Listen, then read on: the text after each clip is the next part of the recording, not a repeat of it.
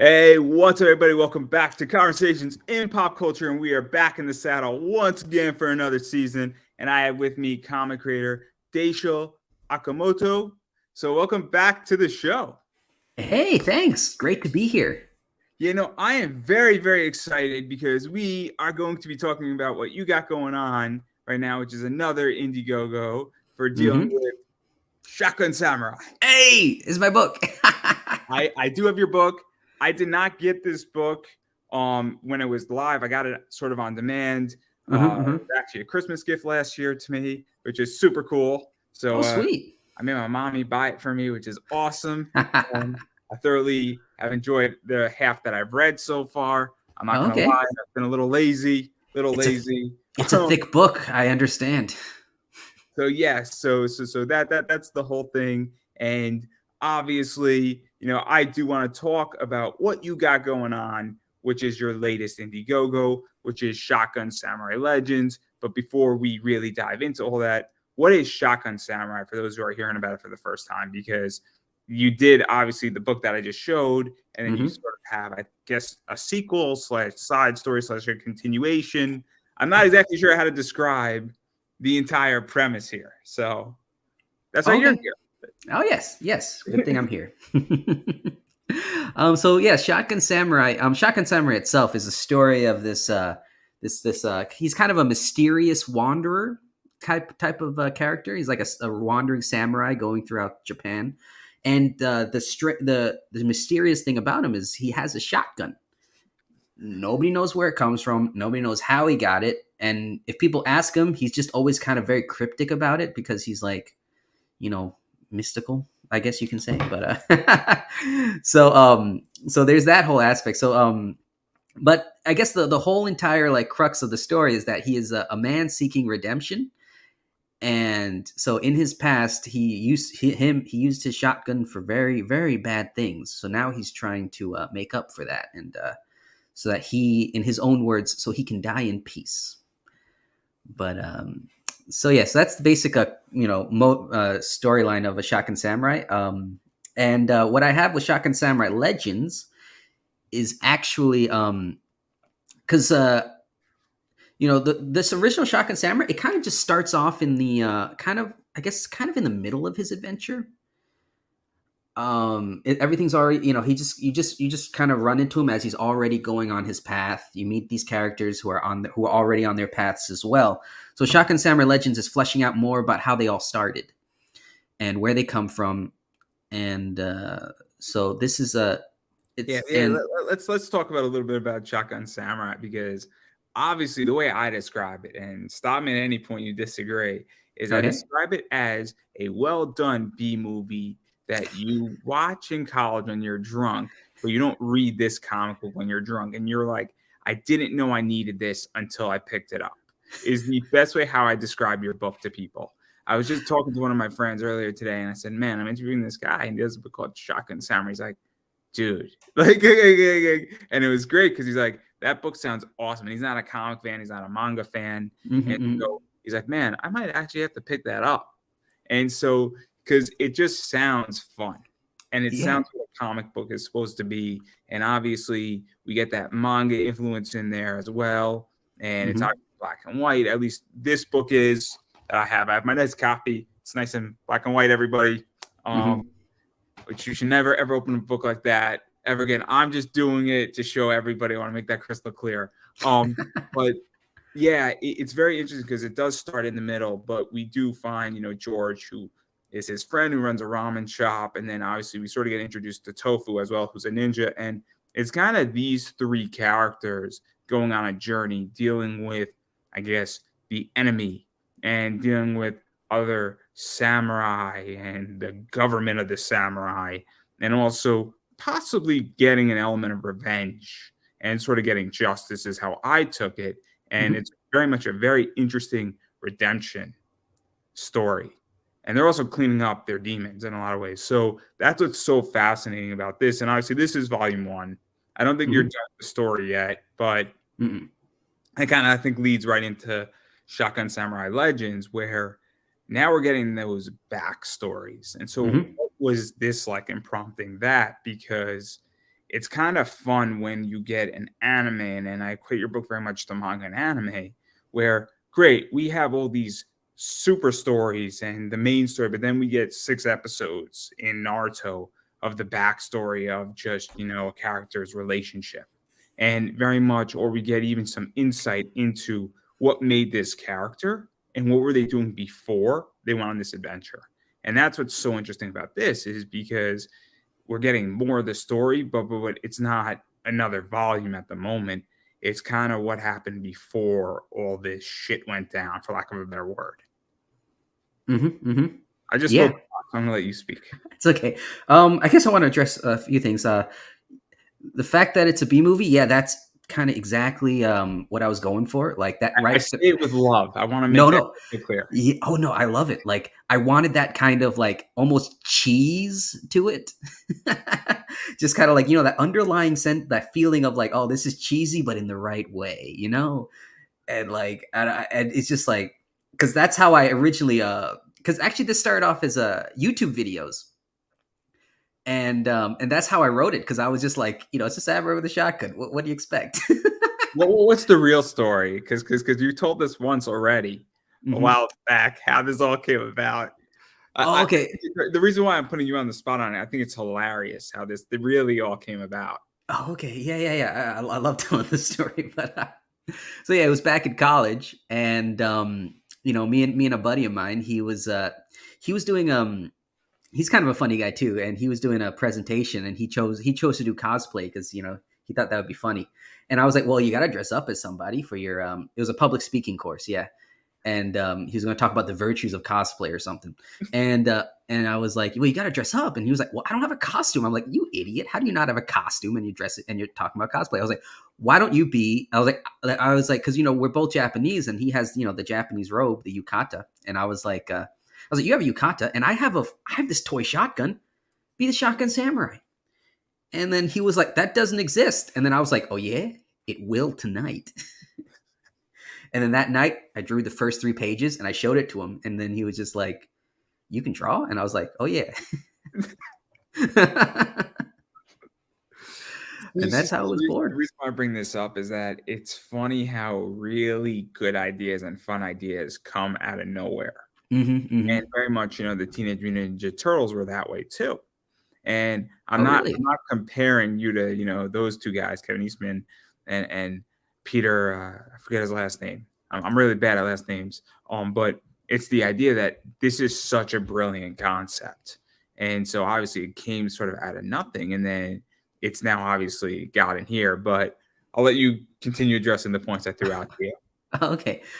Yeah. So basically, I mean, after that, we loved the concept, and then that's when we sat down and actually fleshed out the characters and came up with all these stories. Um, and So yeah, that's the I guess that's the inception of it. And I mean, pretty much everything just came out of that whole like, oh yeah, it will exist. People are like, oh, this is pretty good. It'd be nice if you continued. And I was like, yeah, I'm gonna make it big. And they were like, sure about that? And I was like, yeah, you'll see. And anyway, but uh, where were we? So then I made the movies for YouTube, because that's where it started off, because I thought it'd be great to have this character as a movie. And then I made 2. The first one was a hit, and then all my friends wanted to be in the second one, so I was like, I got to make another. And then after I finished college, I was like, I want to continue the story, but I can't make movies anymore, so I just sat down and started drawing it. But anyway, so then that happened, and yeah, I really like that kind of you know, uh, Mm. I like the dichotomy of like really cheesy, just kind of like dumb action, but also there's like a underlying point of like actual like character growth and development, like like the kind of serious tone underneath the cheese. Yeah. There's a concept. I forget what anime I was just watching. It starts off really comedic. Oh, The Witcher Mercury is a really good example. I can't. If you haven't seen it, you haven't seen it. I'm just gonna throw this out there because this is how I equate it. And your book is very similar to that, where it starts off cheesy, a little silly, a little elementary, for lack of a better word. But then all of Hmm. a sudden, you kick into episode 9 of that show, and that show goes left, and it turns left hard, where you Mm. start off with a little joke, and then that thing turns into relatively a bloody war. And it right at the end of episode 12, you're like, oh my God, we are not in Kansas anymore, Dorothy. Mm-hmm, mm-hmm. And so that's how I feel your book goes. Maybe not to that extreme, but it definitely evolves. And it's a very cool thing when a book evolves with its reader. And even if it evolves before its reader, because I think people forget that to do, and I don't know how many chapters is in that book, but I know this started out as a web comic. And if you're doing even a chapter every other week, you have to understand that 25 chapters in, your audience is a year older.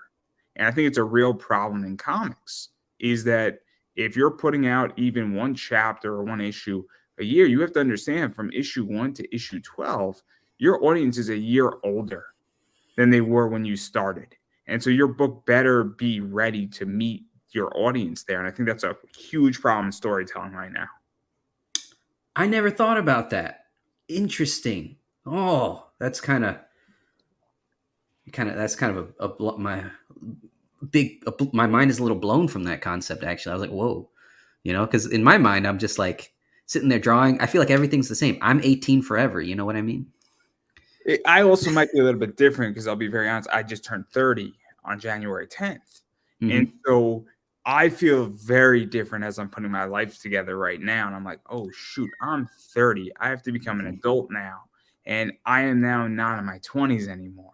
Mm-hmm. And a lot of Mm-hmm. stuff's happened in the last 5 months to me, both good and bad. And so I've really come to this conclusion that, when you're putting out content, your audience doesn't stay the same.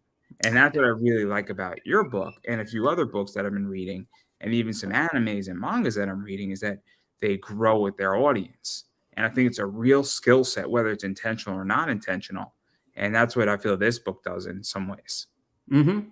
Yeah, I mean that's interesting because I mean while writing it, because this is my my first like real effort, I would say. Like I've always drawn like little comics growing up, just for fun. You show my friends like stuff here and there. But this was like the actual time like I really put effort into growing and developing my skill set as a comic book creator. So I think that's probably why you also noticed the growth in the book. Like in the beginning, I started off as just like, yeah, I'm just going to do it a joke. But then after that, I started more studying up on writing, starting up on like, how to actually pose a scene, how to actually really get the storyline and flesh it out and like really, really dive into what I want to convey in a story. So that's probably why it feels that way, I'm guessing, because I probably did grow as I was making it.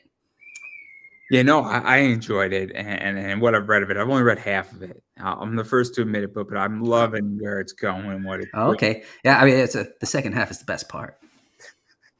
I There's only so much I could do in a day. When you're working know, I a know. 3-hour Just, work week, doing like 6 interviews a week, God help me.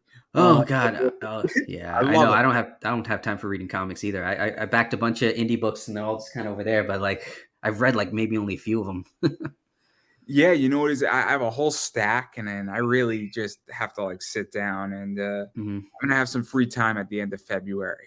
I'm There gonna have you a nice go. week off. And I could tell everybody what's on my list. The first thing Hmm. I'm reading is Fables.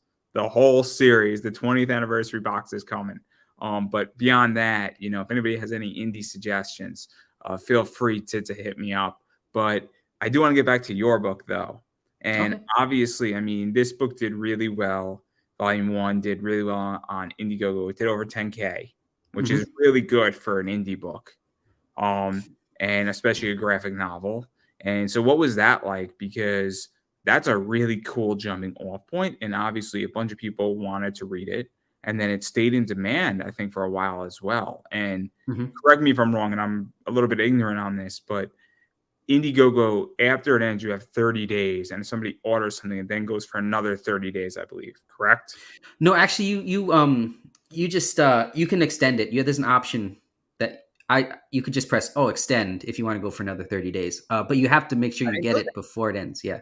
No, I didn't know that. See, this is why. Again, I've never run anything on Indiegogo. I've backed a few Indiegogos, but what is that like too? Because I picked this up while I was in demand Hmm. versus the campaign. So, what was that like? Because you got a bunch of sales from being it on demand after the campaign ended, which is very cool as well. And Yeah, so that's probably a majority, I would say. I think I finished the campaign with like maybe $5,000 or something. Yeah, and then it got up to it's at 14 right now. But so yeah, yeah, yeah. What is that like? Because I would imagine it, and obviously I'm way more familiar with Kickstarter. I'm just curious. Where Kickstarter, you have a short amount of time to basically do a bunch of money, and then backer kit maybe allows you to add a few things on when it's all said mhm, and done, depending on how you set it up. But what is that like? Because it almost seems like you're using Indiegogo as a storefront, and also people can trickle slowly in, and there's mhm, less pressure because, I mean, the main difference between Kickstarter and Indiegogo is that on Indiegogo they collect the money up front, so mhm, naturally there are points where people get paid. So I get paid every 2 weeks, so I won't back an Indiegogo until I get paid. mhm. And so obviously people trickle in differently onto Indiegogo, or they might hear about it and then they're like, fuck, I missed that Kickstarter. But on Indiegogo, if it's on demand, they didn't miss the book.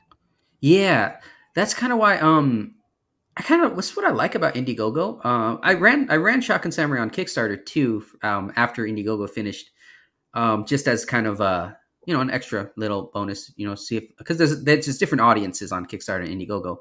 Um, but it's kind of it does relieve a lot of the pressure of like making the goal within those 2 months because I knew about I knew my goal was to just kind of have it as in demand as I was finishing the book, and it's kind of nice because then you can you show people the pages and there's extra time to like show people the book because you're like, hey, look, these are this I'm working on the book right now.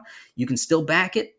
It's basically while I'm working on it. So and it took me like a year, no, maybe like 6 months to finish the pages that I had left.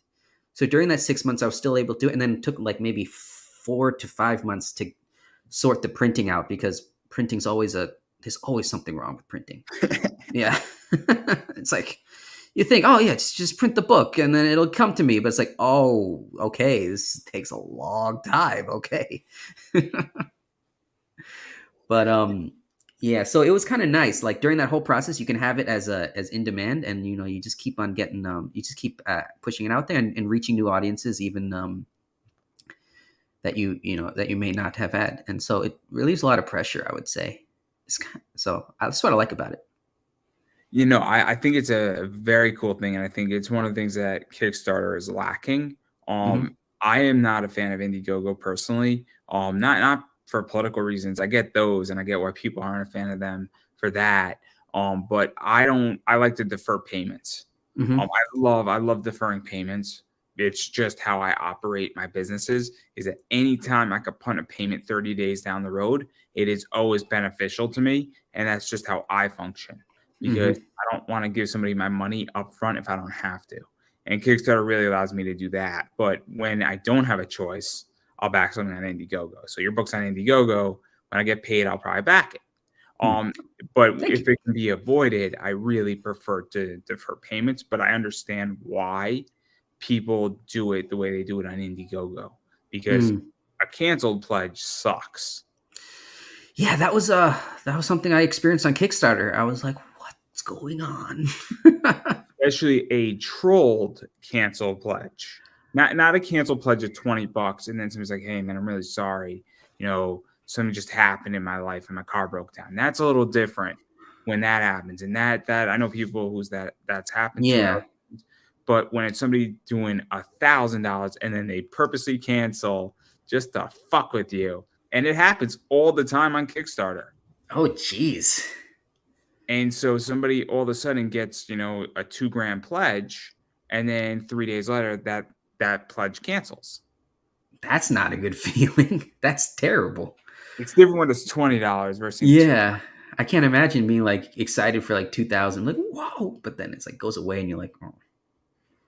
And so that's what happens. But I think it's very interesting. But I do want to talk about Shotgun Samurai Legends because that's the new book. And there's Hmm. a lot of cool stuff with this. And we're sort of touching upon a little bit where I think it's 48 pages, I want to say. Yeah. This one is shorter than the 300 It's a almost. booster. I like to call it a booster. A booster. It's or it's a OVA. We could call it the OVA. We could call Yeah, it, I like that. It's like an OVA. we're gonna have to coin a new term here. I'm gonna Uh-huh. think about it, and then I'll let you have it. If I Thank get you. Yeah. if I can coin it, it'll be, oh, Andrew came up with it. It'll be great. Uh-huh. But it's definitely, a shorter set of stories, and I think it's three stories that focus on obviously the main character Mm-hmm. in this and how his past life, potentially how he got his weapon or what he used to do before he went on this redemption path. Obviously, it focuses on George and his ramen shop and how his life was before this and how he sort of got involved. And then it focuses on Tofu, um, the person, not the food. I want to make it clear. Yeah. Um, and it focuses on her and I Mm-hmm. think her sister as well, and Yep. them learning about the mysterious shotgun samurai. And so, where did this idea even come from? Because obviously, you have the main story, but to do the prequel and to add more context and add more elements and also provide more insight for all of us readers to say, cool, let me provide a little bit more detail on these characters before you knew them in this book, which is readily available on the campaign. Mm-hmm. Second printing. So yeah, the idea, like these stories that I have in this book actually were like while I was making the first book, they were just like, brewing and stewing inside of me. Like, oh my God. Like, as I, cause when you make these characters, you gotta have the backstory in order to flesh them out, like at least in your head. And so I had all these stories, and I was like, these stories are so good about like, how they got to where they are. It's like, I want to eventually show that. Like the funny thing is the original shotguns, there's a shotgun samurai story in this book was actually written to be my third movie, actually.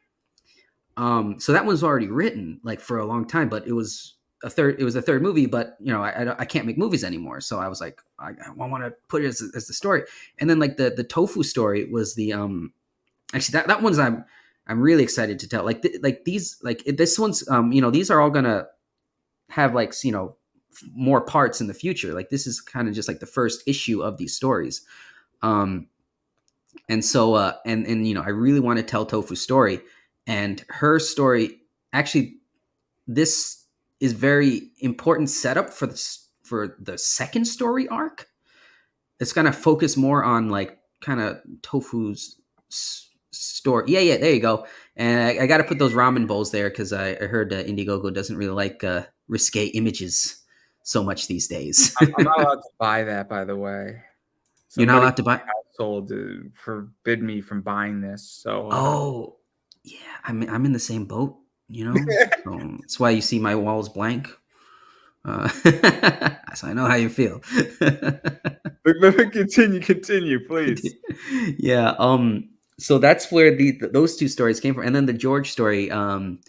Like I put a poll out and I asked, who do you guys want to see in a side story from? And then like a lot of people voted for George, and I was like, kind of happy because he's like one of my favorite characters too.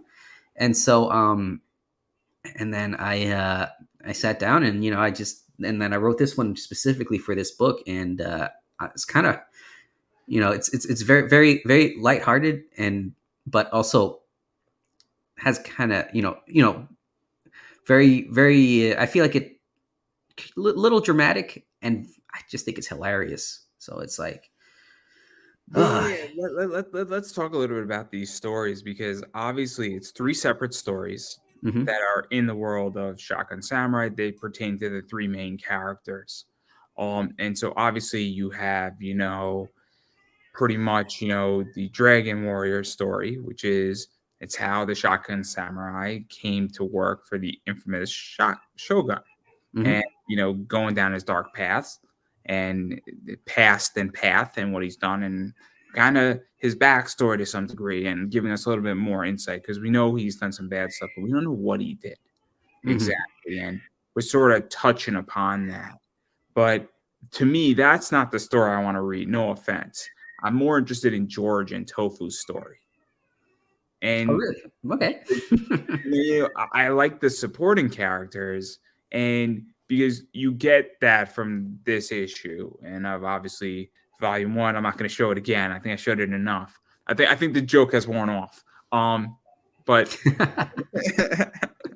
but joking aside, again, I think it's very so we have that, and we're now learning more about his past. But then we also start learning about how a ramen shop, guy got involved on this quest, and what he was doing and what whimsical adventures he's had with his ramen shop and cooking ramen. And it's kind of interesting because it's funny, that story, but it's also now he's in the middle of a very complicated redemption story of somebody who wants to essentially be killed and is being hunted, which is the Shotgun Samurai.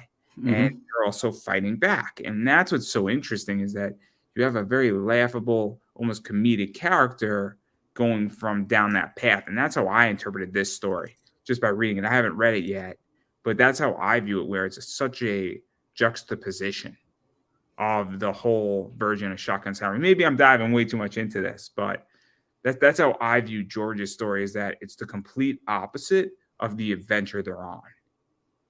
Huh. I like that. That's that's some cool insight. Yeah, like actually, I kind of did. I did want some kind of, because like Shotgun Samurai, he's like so like serious, and it's like you want that serious stuff, but I'm a lighthearted, funny guy in real life. And so that You're I was killing like, people, but that's not the point. not the point, not the point, but and so I needed some vehicle to like get out my like kind of humor and like my lighthearted attitude. So I was like, I'm gonna write George, just kind of to balance off, because if it was just Shotgun Samurai, it would be so drab and so like downer. And then so I needed It something to would be like balance a off of them. Guinness that's flat. Huh? It'd be like a Guinness that's flat. Yeah, exactly. It's like, the concept ain't, it's like you need something. You need the bubbles, you know? Yeah, But and also what I find with George too, and I don't know if you're an Anthony Bourdain fan, but Anthony Bourdain did a book, a comic book of like a sushi Japanese fighting cook, really. before he passed away. And it reminds me a lot of George. It also George reminds me a lot of Hungry Ghosts by Anthony Bourdain. And brilliant book. It's one of my favorite books of all time. On Hungry Ghosts, and it's probably one of the best comics that's been written in the last 10 years. It is an anthology, and it is brilliant to the T. The whole concept, the whole premise, and George is very much, I feel, in that similar vein as a character, where it's Anthony Bourdain's like sushi fighting chef and almost Hungry Ghosts esque, which is very cool, and that's why I like George as a character. And obviously, I read Shotgun Samurai. I read part of it on the web. Obviously, I read some of the book, but that's what I like about George, is that it touches that niche. And I think it's a Hmm. well niche that isn't really touched all that often. Oh, interesting. Oh, thank you. I like the sound of that. Yeah, I didn't know he made comics, but Fascinating individual, and it's a shame we lost him because he mhm. had a lot more work in him. He was a good chef. I think he was a better writer. I really do. That's nothing against Anthony Bourdain. I think he was an okay host on CNN. I know the dreaded CNN guys. I think he was an okay host there. I think his writing is some of the best writing that nobody knows exists, because you do not think of that first when you hear his name. Hmm. But Yeah, interesting. Oh, okay. Yeah, I can show you some snippets if you want to see the actual the George story. So so basically, actually, these are like kind of this is the preview I sent out for the people on the mailing list.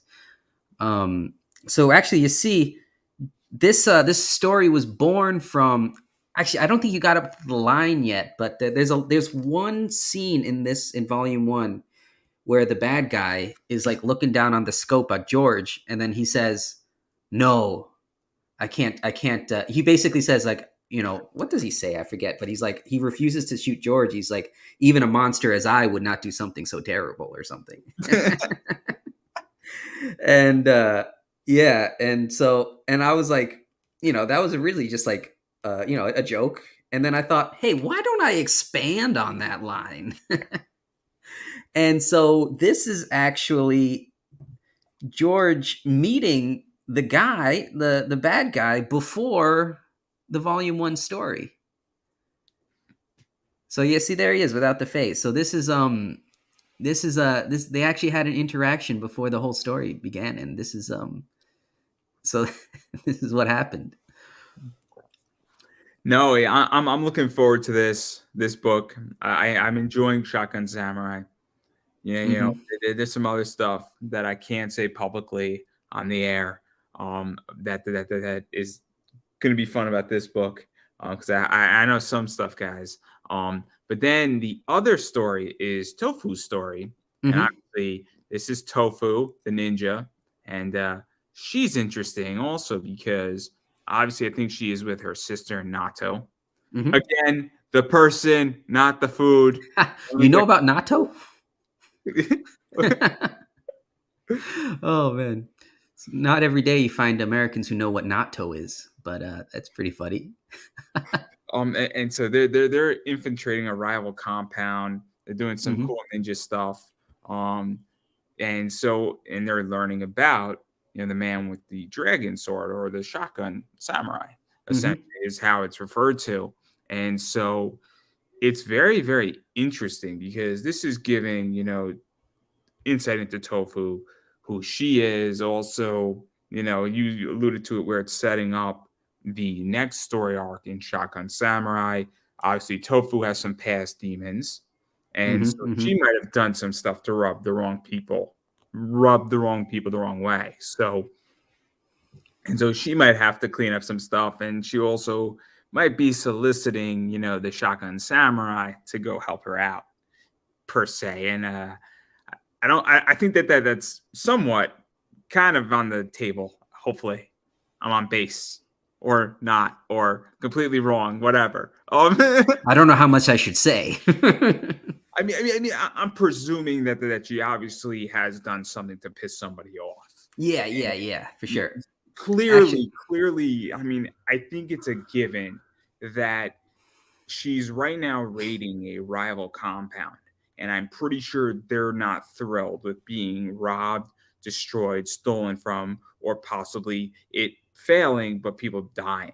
I think it's a relative safe thing to say that if my compound was raided, I'd be hmm pretty upset. hmm Luckily, none of you know where it is.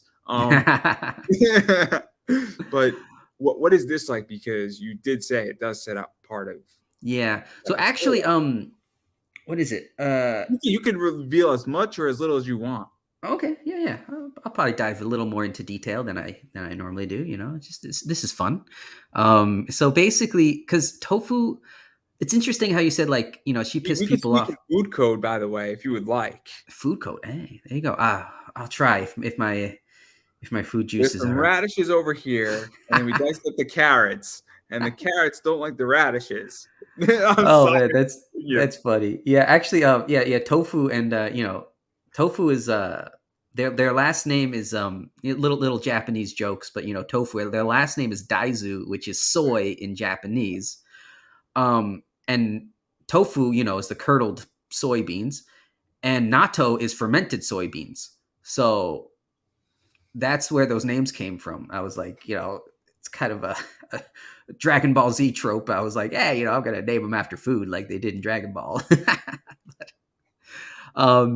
So yeah, actually, yeah, Nato and her sister. This is kind of their history because this is this is because they used to work for the shogun as well. So this is actually them on a mission from the shogun to raid a rival compound.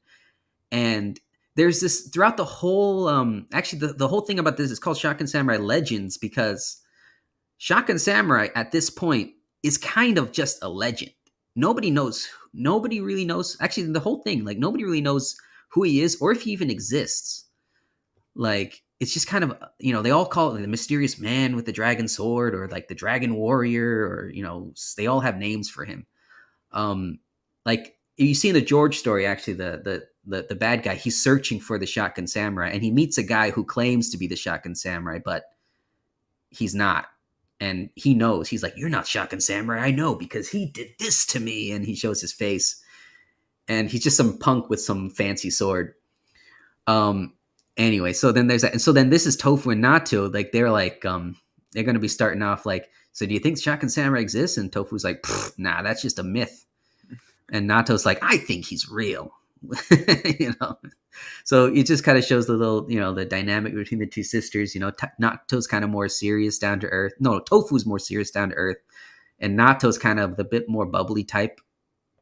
But she's clumsy, so she gets in a lot of trouble, and Tofu has to kind of save, kind of like save her behind all the time, and she's kind of frustrated with that. But so then we see like, because like, like I said, for the next arc, this relationship needs to be established. Hint, hint, wink, wink for the future. But anyway, so that's what's going on. They're raiding a rival compound because the Shogun wants to know if this is the real Shotgun Samurai or not. And I guess we'll go on from there and see what happens. Yeah, no, it's very interesting, and obviously things Mhm. proceed there, and well, here we go, and then it obviously is super interesting, and I don't want to push too much further into this because I don't want to ruin things. I don't want to potentially ruin volume 2 of Shotgun Samurai, because if this leads into it and all this stuff kind of does lead into it and provides more insight. But yeah, a lot of stuff's going on, but it's super interesting. And then I really want to also just back out of the story a little bit and kind of even just talk about where you are on Indiegogo, because I know you're 534% funded Mhm. right now, which is pretty good considering that the whole comic industry collectively is right now really messed up. Um, for those who don't know, Kickstarter, which I know is a rival to Indiegogo, the first 3 weeks in January, it was way below the numbers of campaigns that were on. And just this week, 70 are dropping. So in the last 7 days, 70 campaigns, give or take, probably the next 10 days are going to be dropping, which is a lot of campaigns all at once, which pushes it over 200. Also, I was speaking with Travis Gibb yesterday, and a lot of small publishers are not taking submissions. And so, if you're a big creator and you were working for a company like Aftershock or a few others, they are tightening up their wallets, and they're also being a lot more selective, which means that if you're a mid-level creator, you're going to be coming to crowdfunders a lot quicker. And so, if you're somebody like Kyle Higgins, who's a medium-sized creator, or somebody who does, book that is well sought after at some of these mid-level publishers, you might be on a Kickstarter or an Indiegogo. And so, what is this like for you? Because the fact that you're doing very well very early on, and I don't know what the competition looks like, but it's about to get stiffer. So, what is that like for you? Because your first book did great, and you're already off to a great start right now. So, what is this like for you? Because it is really important to be fully funded and be 534% funded, because that creates trust, I feel. Mhm. Yeah, actually, yeah, the first one, is, I just jumped into crowdfunding. Everyone was saying like, just temper your expectations. Um, most they're saying like, majority of people, $1,000 is like the average. I guess you could say like the success stories of. And so I was like, okay, I'm gonna shoot for that. Um, and then like, people, I guess, people really loved the concept and the story, and I was like, ooh, and then so it kind of took off, and so I was kind of just completely blown away, and I'm really grateful for like all the support I've been getting, and but it is a lot of pressure now for my next book. I'm like, oh God, can I do that again? Like, Yeah, let's talk about that too, because there's a concept in music where it's called a one-hit wonder. mm-hmm. And it's always a big concern. And look, there's plenty of bands that have made a boatload of money having only one hit That that's is being true. played Yeah. all the time. But I would imagine that it's not really a good feeling to have a one-hit wonder. And Mm-hmm. it's always a concern if you have a runaway book. And can you get an book up there again? So if you did 8 grand Is your next book going to do bigger than 8 grand? Is it going to do less? Or if you did, you're at 14,000 with, Shotgun Samurai Volume 1, are you going to be able to do over 10,000 with this one? And I would imagine it's a concern, and it's a little bit stressful saying, is it that my brand is depreciating? Is it that there's more competition, or is it that this is a different product completely? And so comparing it, it's a little bit different if you're comparing volume 1 to volume 2 versus this, but it's still, we all compare everything to everything despite them being different. So what is that like? Because I would imagine it's going through your head a little bit.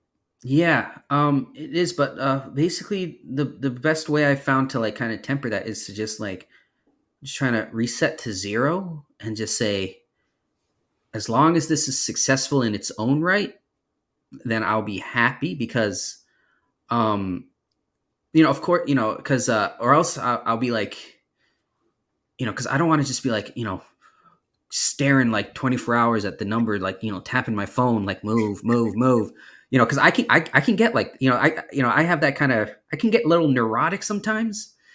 And so I need to like kind of just like put it out of my mind completely in order for me to just kind of be able to move on and like function normally. And then, and that's when I usually find like, if I'm calm, things usually end up okay. So let me ask a follow-up question to that, because this is actually a really interesting question. So what is success for you on a campaign? And let me clarify my question a little bit.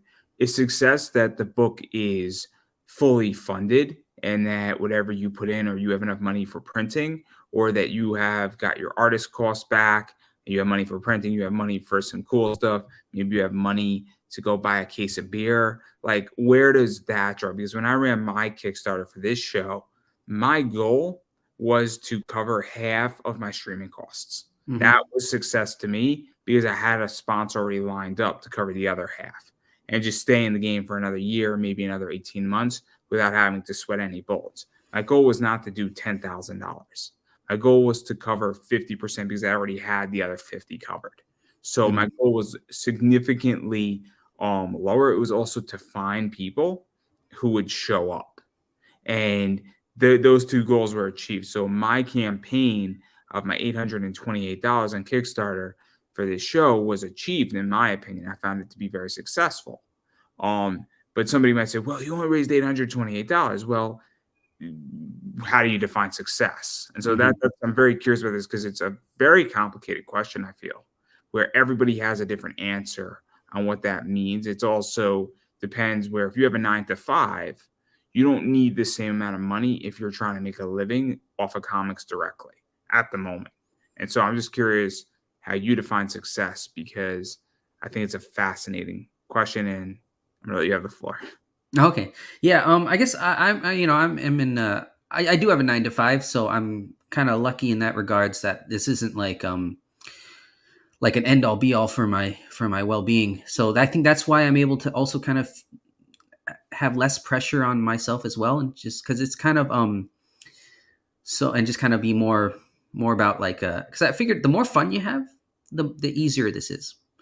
And I just I like to have fun wherever I go. Um, Sorry to interrupt you, but Mhm. I mean, I'll equate this to me. I run an eBay business that's doing 20 to 30K in sales every year. We're Oh, doing okay. a lot of fun selling comic books, baseball cards, pop Funkos, a lot of Hmm. fun stuff. It's not my 9 to 5 job. So it's a lot of fun and it's very low pressure, because let's say I have a month that only I sell $500, but then I have a month that I sell $2,500. All of a sudden, I don't need to worry about that business supporting me. It's very relaxing when you don't need to worry about something supporting you. And then I take that money from my eBay business, I take my profits and I invest it into the stock market. Hmm. And I have a Hmm. blend of that too, but it's fun money, if that makes any sense. And the business Exactly. Yeah, is, yeah. and so I don't know if that's how you feel about your comic, where you're like, it's a lucrative hobby and it's taking care of itself, or maybe it's costing me 500 a year, but I enjoy doing this, and it's fun for me. And if I spend $500 every single year to produce a comic book that really should cost me 7 grand to do, but I reduced my costs by 95% or 90%, you know, maybe that's how people define success. So I'm very curious on that because I think it's a fascinating philosophy. Hmm. Yeah. Okay. Yeah. I guess for me, it's essentially like most because this book is the two stories are done by other artists, and the third one is done by me. So I had to pay those guys, and I used the profits from volume one to pay for those artists. So basically, for me, success is having an. It's like I don't. I guess it's a little nebulous, but having enough so that I feel comfortable moving forward. I you know what I mean? Like making sure that like I have enough profits left over so I can pay for my next book with the previous book. I might be able to put this in a interesting way. So Yeah. I put a post on my Facebook wall. I build businesses that self-fund themselves and self-grow themselves. So in Mm-hmm. my eBay business, when I do 20K in sales, I'm not pulling 20K out of my business. I'll pull 30 to 40% of profits out of my business. So on 20K, that's about 8 grand I pull out in profits. The other 12 goes and buys new merch. Mm-hmm. Mm-hmm. So Mm-hmm. so the business is a closed cycle. And that's what it sounds like, is that what you enjoy doing is creating a closed cycle business where volume one funded part of this, and then this is successful that it could fund another, parts two, the second parts of all these stories when you do those second parts in 6 months, and it'll cover that art. And then that will cover that, and you're essentially forward and carrying because this is what I think a lot of people in comics and in crowdfunder don't understand is that if your book costs you 6 grand the first round, and stop me at any time, by the way, and tell me to shut up. Um, feel free to if you disagree too. I'm more than happy to Mm-hmm. be educated. But I think a lot of people don't understand is that if your book costs you 6 grand to do the art and all that stuff, and then printing was another 2 grand.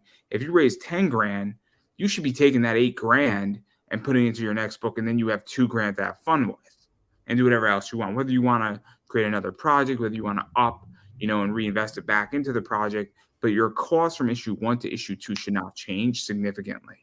Mm-hmm. Mm-hmm. I mean, Yeah, not that's printing, because printing's a disaster right now, but the actual art itself should not change in mm-hmm. price dramatically. And I think that's the biggest failure right now in the business acumen of comics. And I think that's where comics are failing the most. I don't think creativity is the problem. I But see. feel free to correct me and tell me to shut the fuck up. I'm more than happy to. Okay. I mean, I like your the closed cycle thing. That's what I want to do too. Like I like that feeling of being able to like because it's like the money I make with my 9 to 5 job. I feel like that goes to my family. That's my family's money, and then but the money for this comic book, that's like that's like I need to generate that money outside of that 9 to 5. You see what I mean? Like so that I can have the freedom to do with it what I will. No questions asked. You know what I mean? Um, What he's really saying, everybody, is that he wants to buy a PS5 and he really needs money to buy his PS5. That's what he's really saying. but the boss won't let me. But no, just kidding. No, but what you call it? Yeah. So that I can. But I want to also. I kind of like that feeling of creating that. It's a great achievement when you create a business that funds itself. It's Oh, just such a nobody good. has any idea how good it feels. Nobody has any idea. I just did it with bonds. Legitimately, yesterday, I just did it with bonds. Really? Oh my goodness. I figured out how to do it. And by the way, everybody can do it. It's not hard. You legitimately need like $300 to do it, to create a self-funding bond business. It's not even Right. hard. It's not even hard. I'm not All saying right. it's going to produce you millions of dollars at first, but it's not hard to do it. It's But it's not. something. I might have to talk to you later. That sounds interesting. I have $300.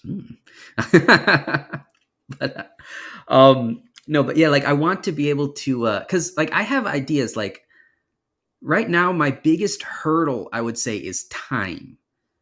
Time is the reason I am not because like nine to five. I have, I just have a new kid. I don't have as much time anymore as I used to when I was a college student to just sit down and draw. Like, I would skip classes to draw my first book. Like, like people didn't know where I went. My social life disappeared. It's a wonder I even got married somehow. But and so like but I don't have that anymore. So that's why I'm trying to generate this thing so I can, you know, find other artists to help me produce this book. So that's why I'm trying to generate the money. So that's kind of my thinking. Like, I don't know. I'm not much of a, I don't have like, I'm not very calculated, but I do, I do end up, I do have like a feeling in mind, like of where I'm going. And I want to create and so this is my first foray into that, and so we'll see how this goes, and then if I can keep this up for the next book. No, I think it's interesting, and I think that it's really smart. I was just speaking with a how to raise an army, and I Mm-hmm. get the two people who are involved in it, and it was just I saw their Kickstarter struggling. I'm like, yo, let me talk to them. Let me see what I can do. Pushed it out. Hopefully, I'm helping them out. Their goal isn't hard, but they went out and they brought somebody onto their team, and they took their manga, and the guy's from the Philippines, and they took his manga, and then they incorporated it into their world, and I was like. I was talking, and I'll be very honest. I think when we were speaking, they're like, "Oh shoot, we actually did something really smart." Where they just sped up a huge position because they brought another book under their wing that they didn't have to draw, which is a huge time thing. Even if they had to Mm-hmm. pay for it, they didn't have to draw that whole issue. And now you have another book under your wing, and you have another book in play. And so now you have a very cool thing. And so anytime you can bring somebody on to write even 3 issues and produce content for you, it's very cool. And it's something that I want to explore on my YouTube Mm-hmm. channel is that I want to actually go and buy content, and I'm figuring out how to do it because I own that content for life. Once I pay Mm-hmm. for it, and obviously in conservative circles and in mainstream, I mean, Steven Crowder has brought up a really great point, and I don't know how much trouble that's going to get you and me into, but I think as creators, you need to be well aware of what he just did. Both, it's not a left right thing, it's not a conservative versus liberal thing. It is what type of contracts and what owns what and who owns what. And Mm-hmm. get paid $12.5 million or offered that to produce 192 episodes, they own those 192 episodes. It's a very complicated thing to talk about. Yeah. And it's something that I think that conversation needs to happen. And I have a show that at some point is going to talk about this, but I feel that maybe everybody in society is not ready for that conversation. Mm-hmm. I Mm-hmm. really, I really think I will get destroyed as a creator if I have that conversation on my show. I really do. Oh, I see. Oh. You don't have to answer that part, but I Oh, think okay. you're on something because what you're trying to figure out is that how do I produce more books Mm-hmm. because I have less time Exactly. and And hire people to do that. because I'm starting to see like if you have like, especially like if I'm making a book, but I hire someone else to make a book at the same time that I'm making a book, then you can, and then I use those funds to hire two more people to make books while I'm making a book. See what, and create like just kind of branch out and get as many people to produce as much as possible. Because like my day job is I work in a machine shop and like, kind of like assembly lines and stuff. So this is kind of where my mentality comes from, is like the more machines you have working on a product, the faster it comes out, the more money you make. So this is where my whole thing comes out. In the comic book world, instead of machines, we have artists like me. So so if I can get more, and I have the product in my head, which is the writing, and then I just have to get more. I can get more people to produce more books, and then I can get more books out there, and then I can flesh out this story even more. The story which I really really want to get out before I get too old. Yeah, no, no, And no, no. yeah. I'm the same way. I'm a dividend investor, by heart. So Hmm.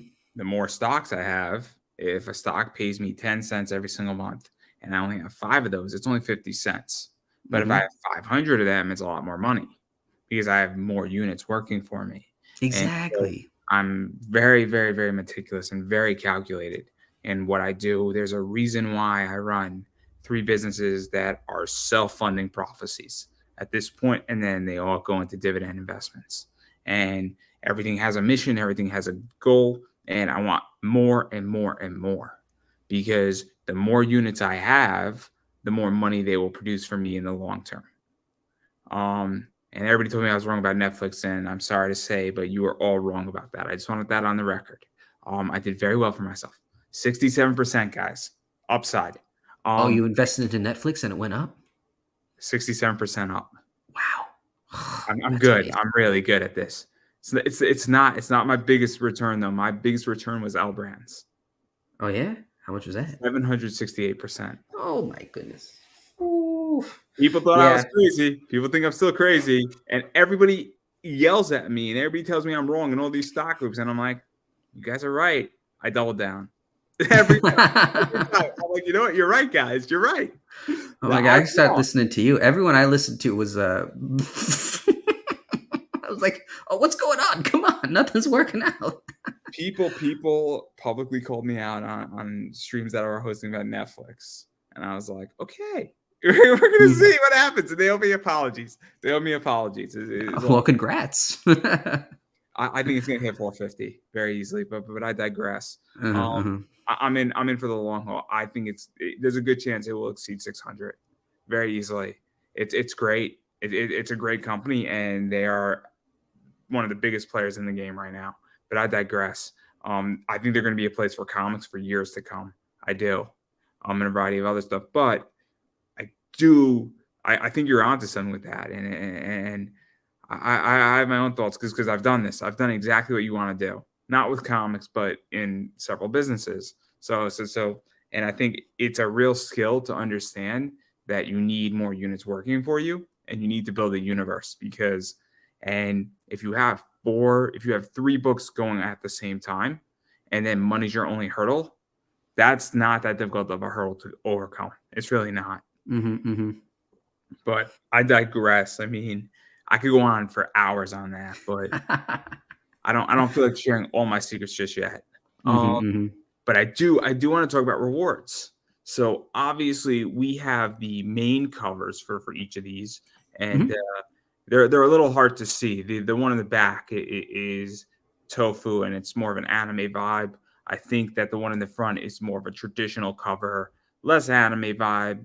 More American manga style versus the one in the back. So obviously, I think both those are what, $20 a pop. $20, yes. And so obviously, and I don't think the insides change, right? Change from what? Both. It's not like if you buy the Oh, yeah, yeah, yeah. Both insides are the same. Yeah, yeah, yeah, yeah. I thought you meant like You'd be surprised. You'd be surprised. I interviewed somebody who put everything into a trade paperback, but also you could buy the individual issues of each of his stories, which was actually a really cool concept because he was hitting both the floppy hmm, market and the graphic novel market.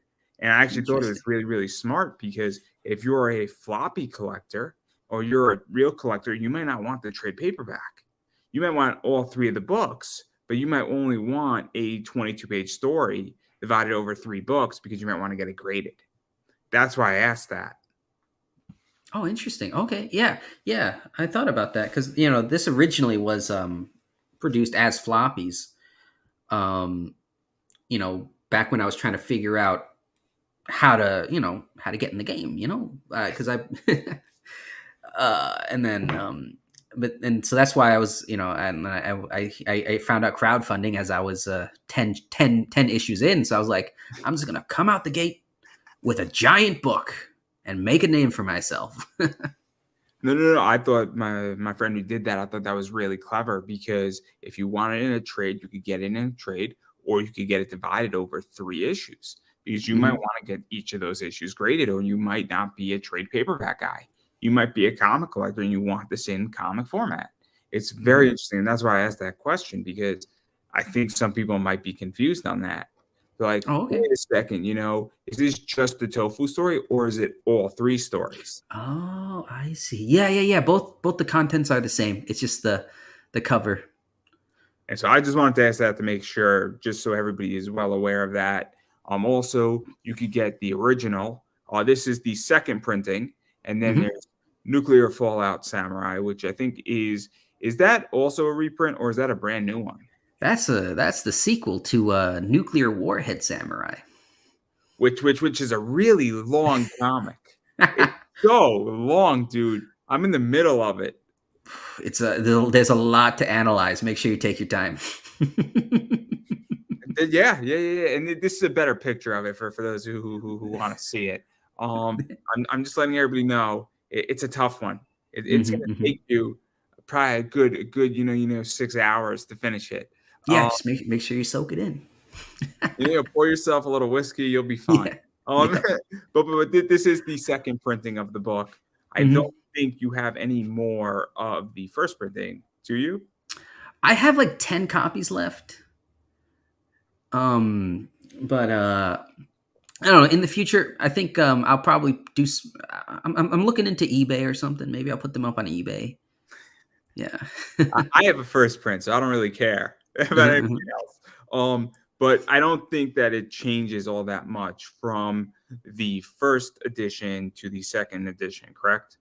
Yeah, no, no. The story content's the same. I might fix some typos if I find any, but that's about it. And then you also have this in play, which Mm-hmm. Mm-hmm. ramen bowls are not part of it. I want to make that crystal clear. No, Um, no, they are not. and Unfortunately, the ramen bowls don't come with it. I'm telling you, if you have like scratch and peel stickers, oh my god! So you place it on the plastic, right? And then you put the stickers on the plastic, but not on the poster, because it's an Uh-huh. 11 by 17. That would be so brilliant in so many ways, because Yeah. so many people would be like, "Dude, that's funny." Because they'd be like, "Dude, you ruined my fucking poster," and they'd take it out. They're like, "Oh, it would be so brilliant." But you can't tell anybody. That's the problem. You can't tell anybody that you did it, and it's gonna be like they'll be opening up like, oh, and this will be like, dude, that was epic. That would be kind of funny. I'll think about it. If I only sell like 20 of them, maybe. But if it any more, then it's like, oh, too much work. I'm not But gonna lie, I kind of want those ramen stickers to be quite honest. you know, I need stretch goals. Maybe I'll make them as stretch goals, and everyone will get a ramen sticker. We'll see. I'll look into it. But, Because but, actually, but I do like that art too. I drew that, and I'm kind of proud of it. I like the art too. I like the art too. But the problem is that I can't buy that. It's not a money thing. It's nudity. And what am I gonna do? Hang it up on the backdrop here? And then I every time I know. do an interview, it's like I know, I know. Like it's funny. I couldn't if I saw. I couldn't buy that. I'm not even. I can't even. I can't hang any in my house. So I'm like, they're all just going out. But I'm just saying. people want it, so I gotta give it to them.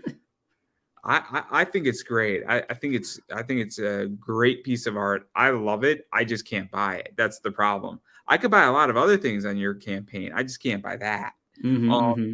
Nothing against Geo. It's that somebody in my household will kill me. And then the world will lose a brilliant interviewer, and my time hasn't come yet. Um, that would be Understand. tomorrow. I'm just letting everybody know. Um, There you go. but all jokes aside, there's also this magnet that I believe is an add-on or it's in the everything package, which is cool. Hmm. Hmm. And then there's also this right here, which is some sketch cards. And I don't know if they're all sold out yet. No, not yet. I don't know how many we got. I think we got. Yeah, we still got 10 left. I think. So what's the deal with these? Because sketch cards are complicated. So is it all randomized? Is it all first come, first serve? Is it whoever picked the order chooses first? Oh How does yeah, that I'm work? gonna I'm gonna just randomize it. I think I put on there random sketch card. You'll get one of them. And so, I Um, mean, are these the ones out of all of them? yeah, that's pretty much yeah, that's all of them. I think yeah, yeah, that's all of them. That's done by the artist who drew the George comic. You can also get his original art pages because he does physical art, which is kind of rare these days. So I got all those. I bought all those the pages from him as well, and so that they're right here and they're ready to ship as soon as the campaign starts fulfilling. But yeah, that's Yeah, pretty and exciting. then you also have a bunch of add-ons. So, for instance, if somebody wants, a $20 book and then they want a magnet or they want something else, and I think the sketch cards to some degree are also an add-on. And so, obviously, if you want to pick up, just a book, and then you say, "Hey, look, I really like that magnet, but I don't feel like buying the $100 package to get the magnet." I think the magnet's like $5 extra. So that's Yeah. something to keep in mind too. Is that you're not gonna get destroyed if you say, I love magnets because I have a refrigerator and I like them because I stare at it every day. It's obviously affordable to get some of this stuff. Also, you get extra books. I think you can also get an extra 4 books if you're a retailer at a little bit of a discount, or Hmm. you just say, "Hey, look, I have 5 friends and I just want to buy this to hand out to them." I know people who do that all the time. I know people who gift books to people, where it's the idea that I've gift books to people and I bought, a retail package and not for a retail purpose, but I'm like, cool. I know all my friends want, such book. And then Christmas comes around and I give them that book and they're cool, man. I appreciate it. So I know that's on there. And then there's some other stuff too, I think, on this whole thing. So obviously, if there's something that you want and it's not there, and the likelihood of it being somewhere in your vicinity, I'm sure it can be arranged. Hmm. Yeah. Yeah. Basically, yeah. I don't because one thing is when I see some campaigns and the tiers are like kind of confusing and like I don't like I just like I'm just like what do I do? So I just tried to make it just like some simple like basically these are the items I have and and then a few like different deals and then just click on it and then pick whatever else you want because make sure you can get whatever you want.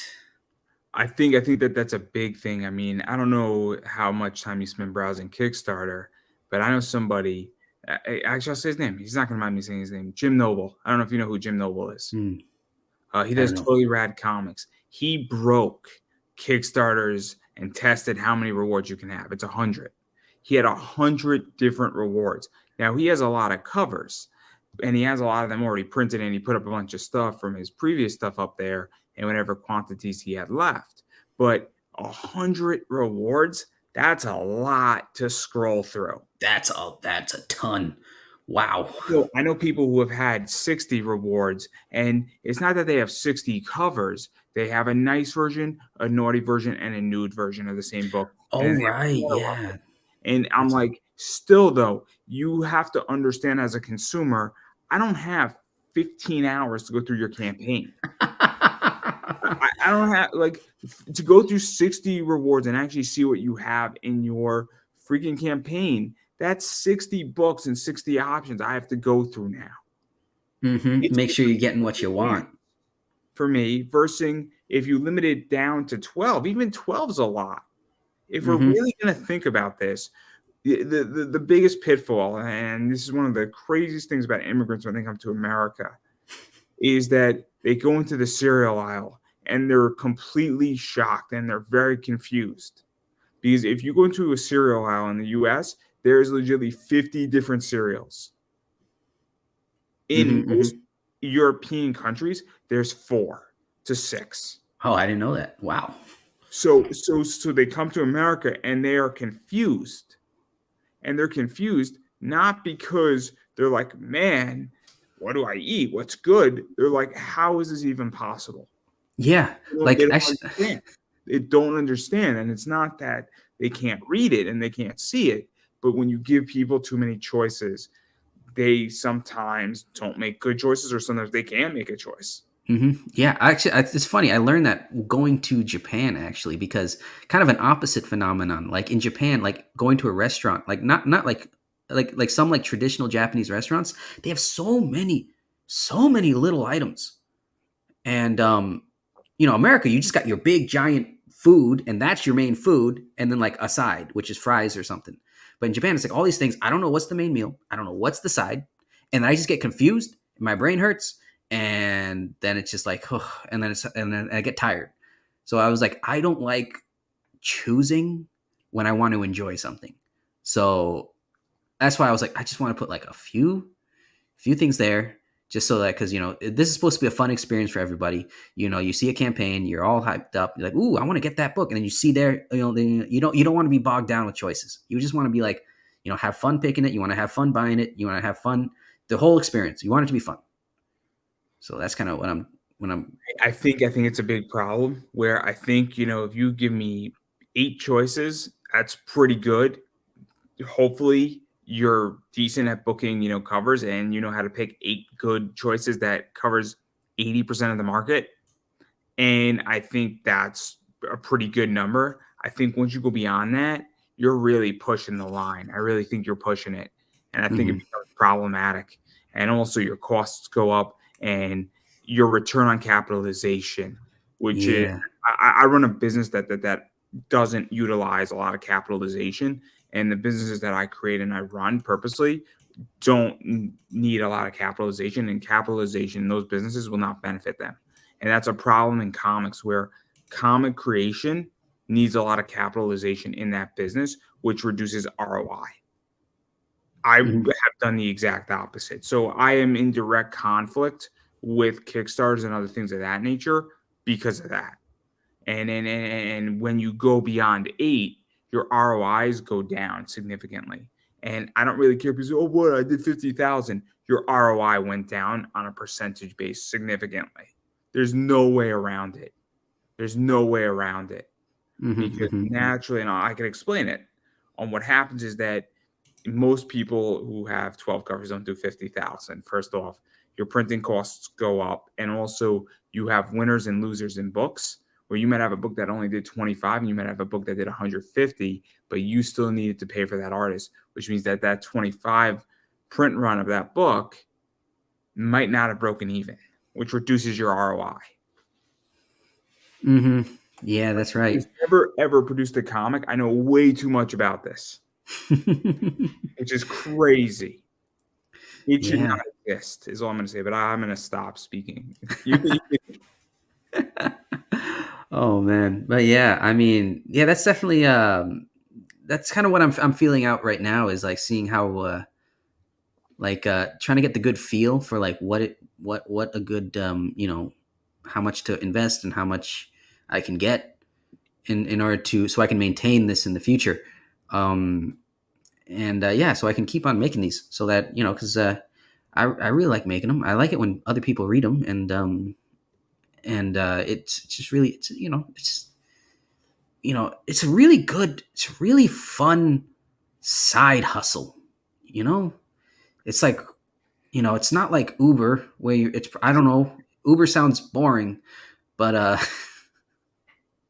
this one is like, you get to like meet with people, you get to talk to people, you get to show people your book, you get people react to your artwork, and it's just like, it's just, you're growing and developing as a person, you're growing your skills, just everything about this is just, so that's why I want to make sure that I can create a business model that I can continue doing this for as long as possible and as quickly as possible. So that's kind of where I'm going at. it's interesting, and I think that finding the sweet spot is very important, and I think it's a very complicated thing, and I think that, running a business is hard in general, and I Mm-hmm. think finding the sweet spot and finding what works, there's a reason why I run my business a certain way, and I can go bigger, I could go smaller. I'm actually going through diversification right now. It's actually quite a painful experience. I have a lot of competitors who are outperforming me because I don't know if they're buying at wholesale or they're willing to take $3 on a book when I'm trying to get more like 50%. And so I have to now diversify my merch that they're not in. Very painful experience. It Mm-hmm. probably should have happened about 3 years ago. The fact that it didn't and I was doing fine up to this point means that I have a good reputation, but I was lazy. But there's a lot of money to be made in diversification, and I'm going to, and I'm gonna do all right. And it's long overdue. But I Mhm. agree. I could drive Uber if I wanted to. I could go do something else. Hell, I could just not even do my side hustle and just do my regular job, and I'd be fine in the long run. It would just take me a lot longer to get to where I want to get to.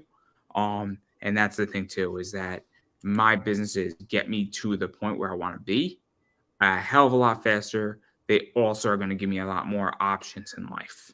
And that's the thing too that I think people don't understand is that when you have a lucrative business or a side hustle, it gives you more options. And there you go. So, but Mhm. I Mhm. do want to get out of this topic, and I do want to talk about my favorite topic to talk about because I did have Mike Barron on, and a few other people have been shadow banned on these crowdfunding platforms. Mhm. Oh, you had Mike Barron on. Okay, yeah, I know Mike Barron. He's Cool. great. He's great. I Yeah. love it. Uh-huh. I've had a lot of people on. I'm always open to have more people from any side on. Mike's been on. Tom Hutchinson's been on. Um, who else? Hart Fisher's been on.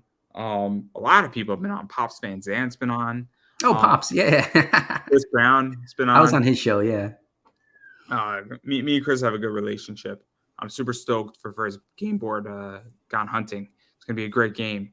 But how do you feel about all this shadow ban stuff? Because my opinion is that it's not a freedom of speech issue. It has nothing to do with freedom of speech, guys, because freedom of speech only applies between the government and its citizens. So if the government was to tell you and me that we can't speak, that would be a problem. If I tell you can't speak on my show, that's not a problem. That's not censorship because Mhm. this is my business. I get to determine the rules.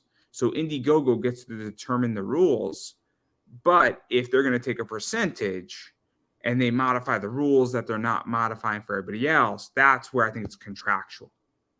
Yeah, like my thing is like if they are doing this with based on their own rules, they need to make their rules clear.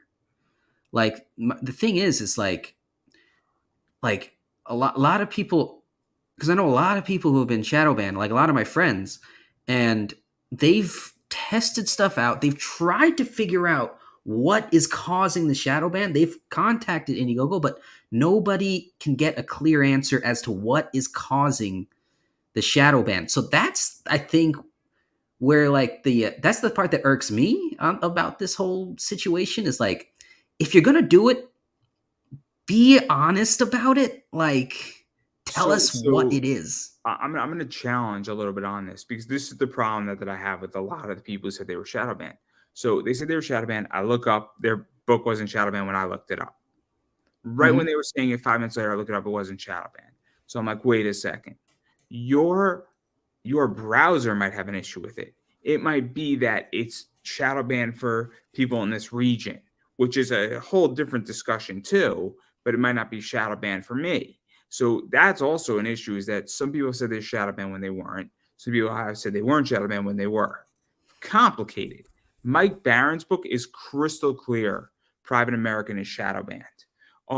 The whole thing though that I get at is that I deal with contracts all the time. So if you sign the contract, that's the whole issue is that nobody read this stuff. And that's what drives me crazy is that, I mean, you guys are signing contracts and you're not reading it. I mean, did you read the Indiegogo contract before you launched your project, to be honest? No.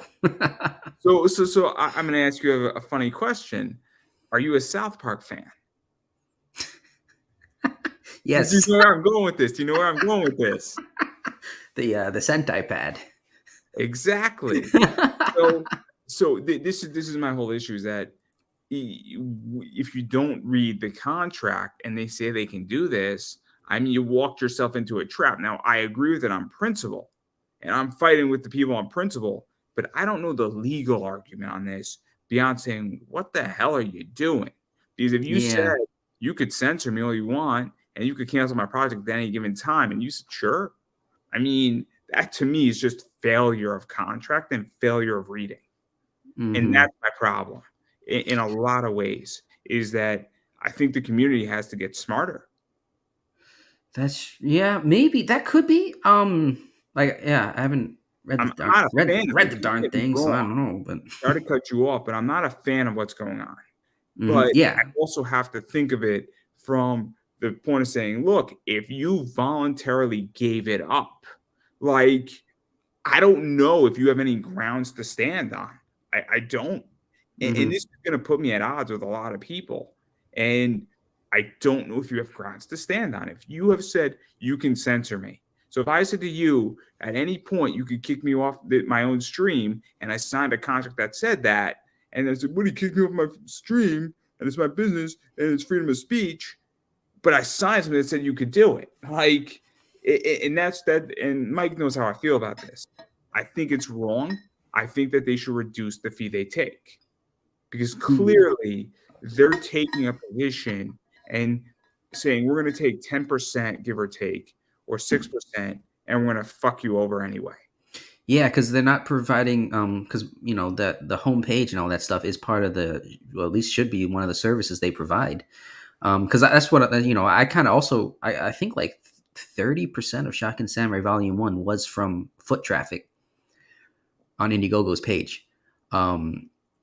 So yeah, it makes a big impact. And like I personally don't have like enough time to really investigate this, but so I'm kind of like watching to see how things unfold. Like I think it gets complicated too, because what would also to even go further into this. I mean, right now I know Luke Stone, and Luke's been on my show a bunch of times, and he mhm, has mhm, on my indie. I think is that you have crowdfunder, you have Zoop, you have BackerKit launch something, you obviously have Kickstarter, you have uh-huh. Indiegogo. I don't know. I think that those are the major ones. I could be missing one or two, but there's also a position where fragmentation is going on. And to go back Yeah. to Steven Crowder, what he was saying is that you get subscriber fatigued. I mean, look, I have a Crunchyroll account because I'm an anime guy. I have a Netflix account. I don't have a Disney Plus, Hulu, ESPN account. I have a Peacock account, and then I have an IWTV account. I have 4 subscriptions accounts, plus my StreamYard and some other business tools. But I'm out after that. So Disney has some good stuff on it. I'm not going to pretend like I would love to watch some of my childhood stuff on Disney, but guess what? I'm out of money at this point. I'm subscriber fatigued out. And so when you go and you have another 6 crowdfunder sites, you're going to get people who are fatigued out. Mhm. And I don't really care how good your book is. I am fatigued out. I have a Kickstarter and an Indiegogo account. I'm out beyond that. You cannot get me onto Zoop because I'm fatigued with all the passwords. And so I'm very curious your opinion on that, because I think that's a problem. Yeah, that's one of my big concerns actually with this is the fractured nature, and like yeah, everyone having their own websites. Especially for like someone in my position, like someone who's already well established and has like a very like strong audience, like they can do that. There will be some drop off, but they can do that.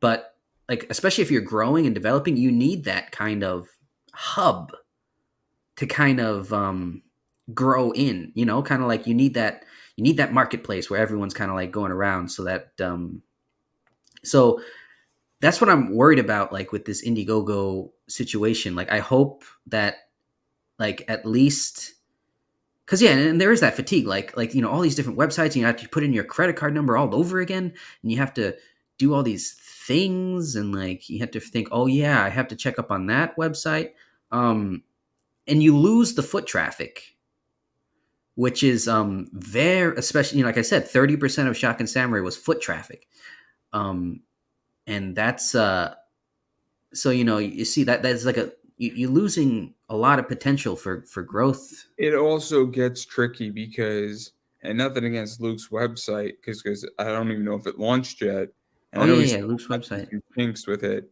which is okay. That's not the issue. Hmm. But you look at, I don't know what it does beyond being another Indiegogo and a Kickstarter and a crowdfunder. Zoop, on the other hand, is a curated site. So Zoop is extremely selective. So Zoop is basically picking and choosing what books they want on their site. That's a different beast collectively, because They're saying, look, we would like your project on our site. We think you're a good fit for us. We trust that you're going to deliver. And so they are being selective. Not everybody can be on Zoop. Zoop is actually a gatekeeper crowdfunding platform.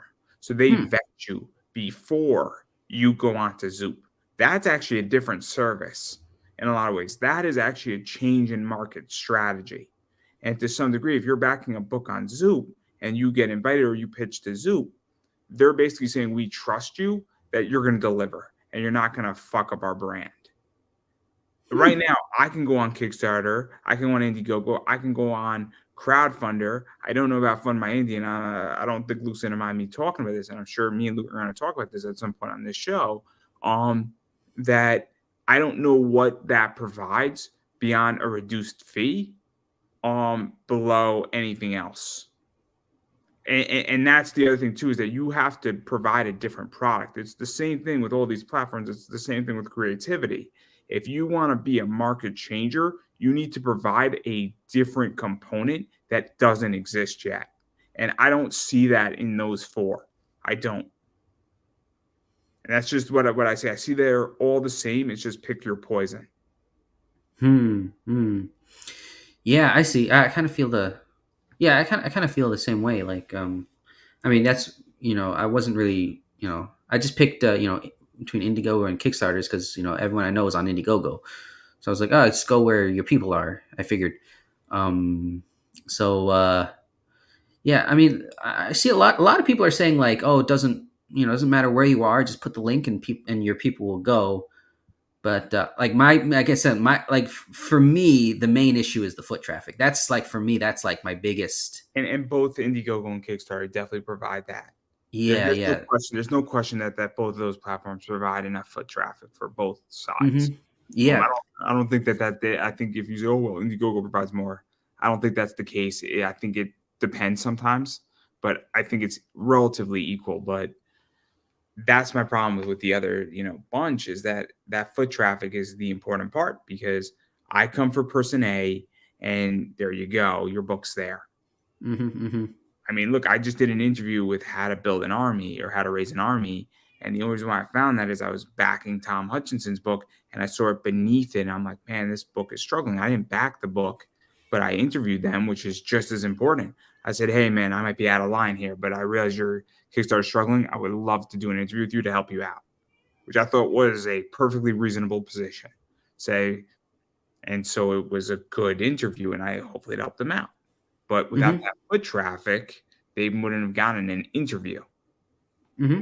Yeah, exactly. Like it's like the networking. It's like I say, like as long as there's like because like yeah, like, what is it, like people, you need that interaction in order to have like how to explain, you know what I mean, like success almost, like you need, like everything's generated from from person to person contact pretty much, what so that's why um yeah, that's why I like it when there's like those hubs where everyone's on, then that's where you can really at least grow yourself until you can stand on your own. And even then, I'll be very honest, I don't really think many creators can stand on their own in this environment. And it's Yeah. not a skill thing. I really think you need a network Oh yeah, behind yeah, you. You definitely. need a lot of connections. I mean, Marvel is a good example of that. A lot of those books, a lot of those creators, a lot of those teams, I don't know if they would do so well if it was fragmented. But That's a good point. Yeah. that's just my opinion. I don't Hmm. know if all these creators on Kickstarter and Indiegogo would do so well if they were like, well, fuck you guys. I'm going to go do this by myself. And there you go. I think that being on each other's shows, also lending support, also the fact that people tweet out stuff. EVS is a good example. If EVS tweets out your book and you tweet out EVS's book and you have 15,000, Twitter followers, he has 140,000 Twitter followers. Well, those 15,000 are still going to benefit him Hmm. because, Yeah, yeah, because you never know. Maybe I have people who aren't following him and they see his book and like, oh, look at that. You never know. or what happens is that they're following him, they're following you, and then they're reminded twice or three or 90 times. Hmm. Oh That yeah, can that's right. happen Yeah. too. forget about, let's say everybody's audience is the exact same audience, but they see something 90 times, they might click on the 15th time they see it. Oh yeah, that's true. I heard about that idea. Yeah. And so Yeah. it's very interesting in that regard. But I digress. We've been talking for an hour and a half. I'm sure we're going to talk after because I'm going to show you how to make a ton of money for the close funded business. And I'm going to Uh-huh. bill you for it too. No. Shoot, I'll pay you with my close circuit business. I should take a piece of your closed circuit business. But that's not the point. I'm a terrible human being. Mhm. And I'm perfectly fine with that. I'm at the stage where I just don't care. But I do want to give you a chance to self promote yourself. So where could people find you, bother you, hit you up? Obviously back this campaign. I put the link in the description up above. It is an hourly link, but it should bring you right to the Indiegogo. So I know you put it in the private chat, but I already beat you to it. Oh, okay. I was just making sure, just in case.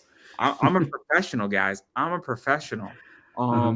But yeah, where can people find you, follow you on social Oh, media, all that stuff? Because um, it does oh, make a big difference. I just got a phone call. So where you can find me is yeah, basically, well, shotgunsamurai.net is my website. You can always go me there. And I'm, Donkey Madness Comics. So on Twitter, I am Donkey underscore Madness underscore. You can find me here on Facebook, although that's mostly my personal site. So you'll just find baby pictures. Instagram, I'm what is it, Samurai Comics, or Shotgun Samurai. On Instagram, I think. So yeah, those are basically the two main places you can find me. And but shotgunsamurai.net will always be the main page for everything. Yeah, and I'm just gonna keep saying it, and I'm gonna say it again. I've been saying it for almost 4 years now. You have to support indie, and you have to support indie comics. And what that means is you actually have to back campaigns. You have to buy books when they're on people's websites. If they do it through a website directly, if they do it through a crowdfunding site, you need to be there and you need to back it because comics don't get made without money. It's just a little fact. And it does go a long way because if you like something and you want to see it or you want to see more of it, well, you need to put money behind it because that's how stuff gets made, as I already said. Furthermore, you need to follow people on social media. That's Twitter, Instagram, Facebook, TikTok, sometimes YouTube channels. Makes a huge difference. And subscribing and watching and following them and commenting, it makes a world of difference because you never know who's watching and sharing out things that they push out, especially campaigns. So that's a big deal and it's extremely important. And it's even more important right now in our society. Furthermore, about me, obviously, I am Pop Anime Comics on Twitter, Pop Anime Comics on Instagram, Pop Anime Comics on Facebook. I appreciate when people subscribe and like my Facebook page, like my Instagram, follow me on Twitter. It means a lot to me. I also appreciate when people subscribe to my YouTube channel, Pop Anime Comics, because that's also super important so you don't miss an interview. I do anywhere from 4 to 6 interviews a week. And I get a variety of people from voice actors to wrestlers to cosplayers to mainstream comics to indie comics. And sometimes some porn stars come on. So there is something for everybody on my channel. And there's almost 500 interviews on my channel. And there's also a bunch of micro clips that are coming and a bunch of cool stuff. So if you can't find something on my channel, I apologize, but I will not apologize because there's something for everybody there. So I really hope that people go check that out. It means a lot to me.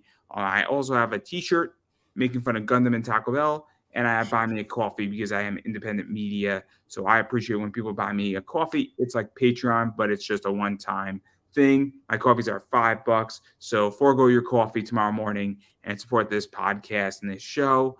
And I appreciate all that. And if you don't, well, she might hunt you for the rest of your day.